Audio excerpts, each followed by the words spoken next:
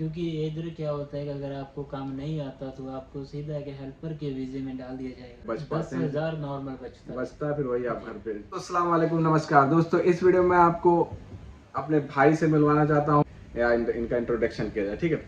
और ये आपको ये बताएंगे कि जहाँ से भी हैं अभी इनका इंट्रोडक्शन मैं लूँगा, इनके बारे में पूछूंगा इनका नाम क्या है, कैसे आए हैं, विजिट वीज़ा पे आए थे, कंसल्टेंसी के थ्रू आए थे या कंसल्टेंसी को पैसे दे के आए थे किसी एजेंट को, या डायरेक्ट यहाँ पे आए थे, किसी के सोर्स से लगे हैं, किसी के रेफरेंस से लगे हैं। और वीडियो को पूरा देखिएगा जिससे आपको मतलब बीच बीच में मैं क्वेश्चन करूंगा। ऐसा नहीं है कि मैंने कोई क्वेश्चंस लिखे हुए हैं या स्क्रिप्टेड है, मेरे दिल में जो मेरे दिमाग में आता रहेगा वो मैं इनसे पूछता रहूँगा, ठीक है। और शायद आपको उस क्वेश्चन की मतलब उसके आंसर की ज़रूरत हो, शायद इनके ज़रिए मिल जाए, शायद मैं ना दे पाया हूँ, ठीक है। सबसे पहले मैं इनका नाम पूछना चाहूँगा। भाई आपका नाम क्या है? जी मेरा नाम रमन है।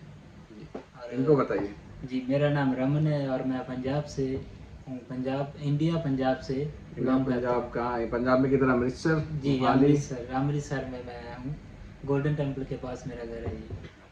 चलिए अभी सब पहुंच ये जाएंगे भाई से देखने के मिलकर बाद। बहुत खुशी हुई। आई होप ये जो पूछेंगे सही पूछेंगे।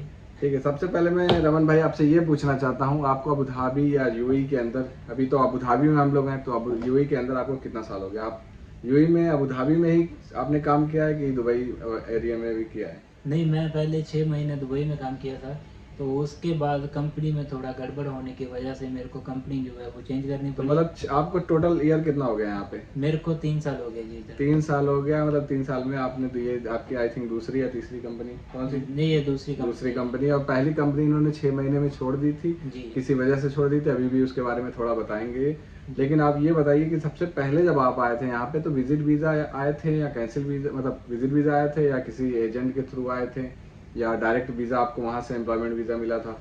नहीं, मैं आपको बता देना चाहता हूँ कि मैं कुछ मेरे एजेंट के थ्रू नहीं आया। मेरा इधर रिलेटिव था, जुगाड़ रेफरेंस। हाँ दोस्त, जैसे दोस्त समझ लें आपके, मेरा इधर दोस्त था हाँ, एक दोस्त ने मेरे को इधर से ऑफर लेटर लेके दिया था। तो इधर से ऑफर लेटर दिया था, तो मतलब इधर आने के लिए आप विजिट वीजा का यूज किया था या उसने एम्प्लॉयमेंट वीजा भेजा था? जी विजिट वीजा पे मैं आया था। इधर विजिट वीजा पे आया था। 15 दिन का मेरा विजिट वीजा था। 15 दिन या 1 मंथ? नहीं, मेरा 15 दिन का था। 15 1 दिन मंथ का का नहीं मैं लगाया, क्योंकि मेरे पास ऑलरेडी क्योंकि इनका नौकरी ऑलरेडी इनके पास ऑफर लेटर था, तो इन्होंने 15 दिन का ही विजिट वीजा लिया, जो कि सही। अगर आपको जुगाड़ आपका मतलब आपका रेफरेंस अगर बन गया है, पक्का रेफरेंस है, इनको भरोसा था अपने दोस्त पे, जो कि पक्की बात थी कि उसने बोला था कि इनकी जॉब लग जाएगी, तो इन्होंने 15 दिन का विजिट वीजा लिया कि ज्यादा पैसे देने ना पड़े। अब 3 महीने का लेके क्या फायदा जब नौकरी पक्की है। तो विजिट वीजा लेके आए और इन्होंने फिर कंपनी ज्वाइन आया था कि या स्टार्टिंग में दुबई में इन्होंने काम किया, अभी तो अबू धाबी में। तो दुबई में जब काम किया तो इन्होंने बताया कि पहली कंपनी में जब इन्होंने काम किया था तो उसमें 6 से 7 महीना इन्होंने काम किया था। तो उसके बारे में पूछना चाहूँगा कि ऐसा क्या हो गया था, आपने कोई इशू हो, आपसे इशू हो गया था, कंपनी में कोई प्रॉब्लम हो गई थी या कंपनी बंद हो गई थी जो आपको कंपनी छोड़नी पड़ी या कंपनी ने आपको कैंसिल वीज़ा दिया? एक्चुअली बात ये थी कि कंपनी में काम नहीं था इतना, ठीक है जी। और कंपनी किसी को भी, अगर आप आते हो इधर, तो कंपनी किसी को भी ऐसे फ्री बैठे हुए सैलरी नहीं देता। 1 या 2 महीने का आपको सैलरी देगा, फिर आपको सीधा टिकट ही देगा कि भाई जाओ। कंपनी के पास बेसिकली काम खत्म हो गया था, इसलिए कंपनी ने मतलब सारे वर्कर, ज़्यादातर वर्कर, क्योंकि ये नए थे, कंपनी ज़्यादातर कोशिश करती है अपने पुराने वर्कर को रोकने की। अब ये उस कंपनी में नए थे तो इनको उस कंपनी ने कैंसिल वीज़ा दे दिया या वेट किया, अगर काम मिलता तो इन्होंने अपने काम में लगाते, लेकिन उनके पास काम नहीं था, इसलिए कंपनी ने इनको बोला कि आपको अगर दूसरा काम मिल सकता है आप ढूंढ के आप उस कंपनी को ज्वाइन कर लीजिए, मैं आपको कैंसिल वीज़ा करके दे दूंगा। क्योंकि जब तक दूसरा काम नहीं मिलेगा तब तक कंपनी आपको कि क्या बोलते हैं कि कैंसिल वीज़ा नहीं देगी। वो आपको बोलेगी कि आप जहाँ से आए हो, अपने मुल्क से आए हो, आप वहाँ चले जाओ, वरना वो वीज़ा जब आप ऑफर लेटर दूसरा दिखाओगे तभी कंपनी आपको वो कैंसिल वीज़ा। जैसे कि मेरे दिमाग में एक चीज़ और आ रही थी कि इन्होंने बताया था कि पहली कंपनी में ये काम किए जो कि इनको कैंसिल 6 महीने में काम बंद हो गया। तो मैं ये पूछना चाहता हूँ, इनकी अभी ये दूसरी कंपनी में बताया था, तो दूसरी कंपनी में दोस्त के थ्रू आए थे और पहली कंपनी में जब इनको कैंसिल वीज़ा दे दिया था, क्या तुरंत जॉब मिल गई थी या ये पहली कंपनी जब कैंसिल वीज़ा हुआ था तो ये घर वापस चले गए थे अपने मुल्क? जी मैं आपको बता देना चाहता हूँ कि जब मेरे दोस्त ने मेरे को पहले ये कंपनी का ऑफर लेटर भेज दिया था, कि वो मेरे को कंफर्म हो गया कि मेरे पास अभी जॉब है ये कंपनी का, ठीक है जी। तो उसके बाद जैसे कि ये बताना यही चाहते हैं कि क्या बोलते हैं कि जब उनका कैंसिल वीज़ा हुआ था उस कंपनी में। तो इनके दोस्त ने इनको एक कंपनी का ऑफर लेटर दे दिया था, जो इस कंपनी में, जिस कंपनी में अभी काम कर रहे हैं। तो इनके पास टाइम भी था बीच में, तो फिर वो कंपनी जब कैंसिल वीज़ा हो गया था, तो इन्होंने टिकट लेके अपने मुल्क चले गए थे। फिर वहाँ 1 महीना 2 महीना घूमे, फिर ये वापस इस यहाँ पे जब काम स्टार्ट या प्रोजेक्ट जब भी स्टार्ट हुआ, तो ये इस कंपनी में आया और डायरेक्ट इन्होंने इस कंपनी को ज्वाइन कर लिया 15 से 20 दिन में। क्योंकि जब इसको वीज़ा ऑफर लेटर मिला होगा तो वहाँ बताया गया था बेसिकली कि आपको इस टाइम से मतलब प्रोजेक्ट स्टार्ट होगा, तो इस टाइम से आपकी ज़रूरत है। तो ये 2-3 महीना रुक के इनका कोई फ़ायदा नहीं था, तो ये अपने मुल्क वापस चलेंगे। उसके बाद 15 दिन का वीज़ा लेके आके अपना कंपनी इन्होंने ज्वाइन कर ली। तो हम ये पूछना और चाहेंगे दोस्तों को, ये बताइए कि क्या अबू धाबी में या दुबई में, यूएई में आना सही रहेगा इंडिया से? और अगर आना चाहते हैं, जैसे कि अपने लाइन कंस्ट्रक्शन लाइन से होते हैं, जैसे अभी तो हम लोग कंस्ट्रक्शन लाइन से हैं, और भी डिपार्टमेंट से होते हैं, तो क्या वो काम को सीख के आए? क्या आप काम को सीख के आए थे, या काम उधर से मतलब आप यहाँ पे आके सीखे थे? जी, काम का तो आपको इसी के नॉलेज तो थोड़ा बहुत होना चाहिए काम का, ठीक है जी। क्योंकि इधर क्या होता है कि अगर आपको काम नहीं आता तो आपको सीधा के हेल्पर के वीज़े में डाल दिया जाएगा। जो हेल्पर का वीज़ा होता है, इसमें अगर आपको डालते हैं तो आपका सैलरी बहुत ही कमती होगा। मेरे हिसाब से इंडिया का कुछ 10 या 20 हज़ार बनता है अगर हेल्पर की आपको जॉब दी। लेकिन हेल्पर के वीजे में जो रहता है उसमें खाना, रहना या आने जाने का कंपनी देती है जी, वो सही में होता है। लेकिन मैं अभी तक जो हमने देखा सारी कंपनियां नहीं देती। जी जी, कहीं कहीं रहने को डिपेंड करता है कंपनी पे भी। अगर जैसे कंस्ट्रक्शन लाइन में जी, वो हो जाता है कि सप्लायर कंपनी है, आपकी सप्लाई की कंपनी है, उसके में उसमें क्या होता है कि आपको वो खाने के पैसे देते हैं, ठीक है जी, 200 दिरहम कुछ ऐसा क्योंकि करके। इनके बहुत सारे दोस्त हैं जो सप्लाई की कंपनी में भी हैं जी और लेकिन इनकी माशाल्लाह से एक अच्छी बात है, ये प्रॉपर कंपनी में है। कोई सप्लाई कंपनी से कोई इनका मतलब नहीं, डायरेक्ट जिस कंपनी में उसी कंपनी से इनका वीज़ा लगा हुआ है। जी जी, ये सप्लाई कंपनी में होता है कि सप्लाई कंपनी आपको हायर कर लेगी। आज यहाँ प्रोजेक्ट है, आज आपको यहाँ लगा दिया, प्रोजेक्ट खत्म हुआ, दूसरी जगह प्रोजेक्ट स्टार्ट हुआ, वहाँ लगा दिया। उसमें जो मेन कंपनी होती है अच्छी सैलरी देती है। जैसे आप मान लो हेल्पर या किसी भी पोस्ट पे लगे हो, आपको अगर 3000 दिरहम मिल रहा है तो सप्लाई कंपनी आपको 1500 देगी, पूरा हाफ कट करके देती है। फिर उसमें भी रहने खाने का भी देती कहेंगे, लेकिन इतना अच्छा खाना नहीं होता कि आप खा सकोगे। जी ठीक है ना, फिर भी आपको फिर अपनी तरफ से ही खर्चा करना पड़ता है, अपनी तरफ से खाना बनाना पड़ता है, जिसमें आपका सब मिला के आपको इंडिया के फिर 10,000 12,000 रुपये बच पाते हैं। 10,000 नॉर्मल बचता है, फिर वही आप घर पे पाते हो। ठीक है, तो बेसिकली मेरा यही कहना है कि लोगों को वहाँ पे सीख के ही आना चाहिए काम को अच्छे से। और हेल्पर पे ही नहीं, हेल्पर पे ही डिपेंड मत रहिए कि हेल्पर का ही काम आए, कि कुछ नहीं मिलेगा तो हेल्पर में लग जाएंगे। कोशिश करिए, अगर जिस भी लाइन में जाते हैं तो उसको सीखिए, उस काम को सीखिए। बाइक चलानी आती है तो बाइक चलाना सीखिए अच्छे से, राइडर इधर आके लाइसेंस लीजिए, उसका भी अच्छा स्कोप है। गर्मी पड़ती है, पैसा कमाना है, बाइक राइडर में भी अच्छा जॉब है जी, कंस्ट्रक्शन में भी, लाइन में। लेकिन कुछ भी करके कुछ भी हो, वहाँ पे सीखिए थोड़ा, 1-2 साल, ऐसा नहीं बहुत ज़्यादा भी करेंगे तो अभी कोई फ़ायदा नहीं। 1-2 साल काम सीखिए, क्योंकि यहाँ पे ना इंडिया का एक्सपीरियंस जोड़ते नहीं है। आपको फ्रेशर ही मानेंगे, कितना भी आप 5 साल काम करके आओगे ना तभी फ्रेशर ही मानेंगे। थोड़ा अगर आपको नॉलेज रहेगी तो उस बेसिस पे आपको जॉब में रख लेंगे। और मैं आपको ये बता देना चाहता हूँ कि अगर आप सोचते हो कि मेरे को इंडिया से इजी काम मिलेगा, ठीक है जी, हम सोचते कुछ और है, होता कुछ और है।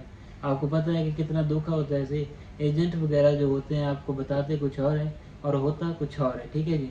इसमें क्या है कि अगर आप सोचते हो कि मेरे को एजेंट ने ये वीज़ा बताया है तो यही आपको मिलेगा। अगर आप लेबर का काम कर रहे हो इधर, तो लेबर के काम 6 महीने के बाद कंपनी, हर एक कंपनी कैंसिल देती है, ठीक है जी, सभी कंपनी कैंसिल देती है। मैं थोड़ा पंजाब से है इसलिए थोड़ा पंजाबी यूज़ कर रहा है इसमें। नहीं बोलिए।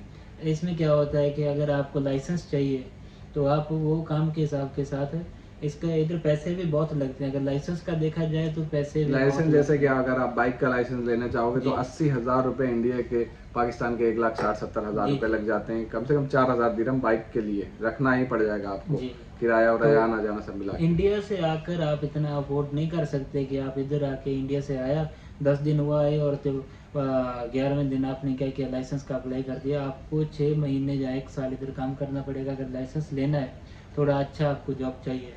ठीक है, लाइसेंस तो एक हो गया कि बाइक की लाइन में लेना, जरूरी नहीं लाइसेंस ही, आप कंप्यूटर का कोर्स करके आओ। जी, इंग्लिश के बारे में बताना चाहेंगे कि इंग्लिश भी जरूरी है। तो इंटरव्यू आप कहीं भी देने जाओगे, किसी भी चीज़ का इंटरव्यू देने जाओगे, इंग्लिश में ही होगा। इंग्लिश में चलेगा। उसके लिए मैंने वीडियो बनाई थी, आई बटन में देख लीजिएगा। इंग्लिश में ही सारा इंटरव्यू होगा, तो इंग्लिश पे भी फोकस करिए।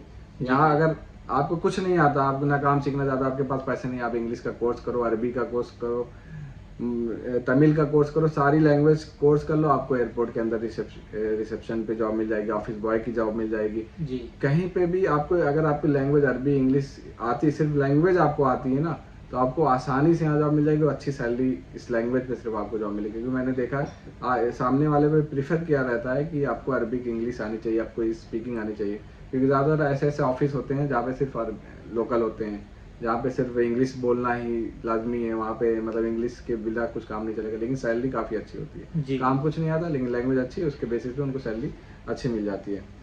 पर बस यही वीडियो में यही बताना चाहते हैं कि अगर आप यहाँ पे आना चाहते हो तो काम को सीख के आओ, ऐसा कुछ भी सीख के आओ कि जैसे यहाँ पे आने के बाद वो चीज़ ढूंढ लो। जैसे मोबाइल की शॉप है, वॉशिंग मशीन की दुकान है, इन सब के पार्ट के बारे में एक एक चीज़ जान जाओगे। क्योंकि हर मॉल में दुकान होती है इन सब चीज़ों की। हर हर हर जैसे मोबाइल का, तो मोबाइल में मोबाइल का आदमी रखा जाता है, वॉशिंग मशीन है तो उसके लिए सेल्स का अलग आदमी रखा जाता है। तो सेल्स वाला जैसे ना, उसको अगर एक एक पार्ट के बारे में पता होना होगा और कम्युनिकेशन स्किल अच्छी होगी ना, तो उसकी इजीली जॉब मिल जाएगी। क्योंकि वो एक्सप्लेन कर सकेगा। जैसे कि मोबाइल है, अब उसमें रैम कितनी होती है, उसमें जीबी कितनी, उसमें रैम क्या होता है, उसमें मेमोरी क्या होता है, उसमें बैटरी क्या होता है, इनबिल्ट बैटरी क्या होता है, सब कुछ आप बता सकोगे सामने वाले कस्टमर को, जिससे वो इम्प्रेस हो सके इजीली। तो इन सब चीज़ों के बारे में सीखिए। बहुत ही इंडिया में सबसे अच्छी बात, इंडिया में नेट इतना सबसे अच्छा अभी तक मुझे ऐसा लगता है, मुझे अभी मालूम नहीं है क्योंकि इतना बाहर मैं नहीं गया हूँ इंडिया के अलावा। इंडिया में सबसे अच्छा नेट का सुविधा है, सबसे अच्छी वहाँ पे फैसिलिटी दी गई है इंडिया गवर्नमेंट की तरफ से। इतना अच्छा नेट कहीं भी नहीं, यहाँ पे इतना महंगा नेट है कि आपको अगर कोई यूट्यूब देखना है, कुछ चीज़ों के बारे में सीखना है, तो आपको वाईफाई का यूज़ करना पड़ेगा। वाईफाई लिमिटेड एरिया में होता है, ऐसा नहीं कि आप कहीं भी मोबाइल से ले जाके वाईफाई यूज़ कर सकते हैं। आप अगर एयरपोर्ट चले गए, यहाँ चले गए, वहाँ आपको वाईफाई मिल जाएगा, लेकिन हमेशा नहीं जा पाओगे ना आप। अब काम कर रहे हो कहीं पे, वहाँ पे आपके पास टाइम है, लंच के टाइम आप कुछ पढ़ना चाहते हो, कुछ सीखना चाहते हो, तो आपके पास नेट नहीं होगा। नेट इतना कॉस्टली है कि आपको अपने जेब से 2 से 3 हज़ार 4 हज़ार इंडिया का देना पड़ेगा जी तब जाके आपको 1 मंथ का नेट सही से यूज़ कर पाओगे। क्योंकि 2,000 का है ऑफर में, 2,000 रुपये पड़ते हैं इंडिया के, तब जाके आपको 1 GB पर डे के हिसाब से मिलेगा 1 महीने के लिए सही से कहीं।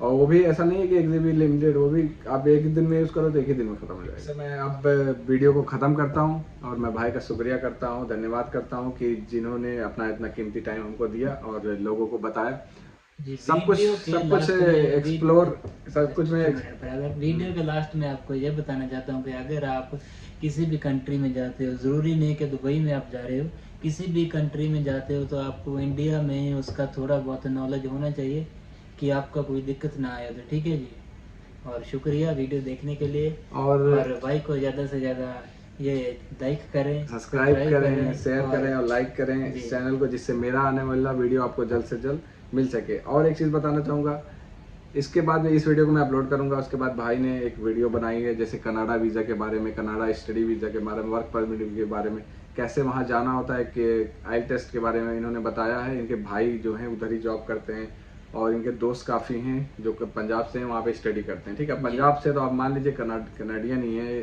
ठीक है, पंजाबी तो पूरे कनाडियन है, तो इनको सब कुछ, ये भी जाएंगे, हमको मालूम है, ये भी एक ना एक दिन ज़रूर जाएंगे।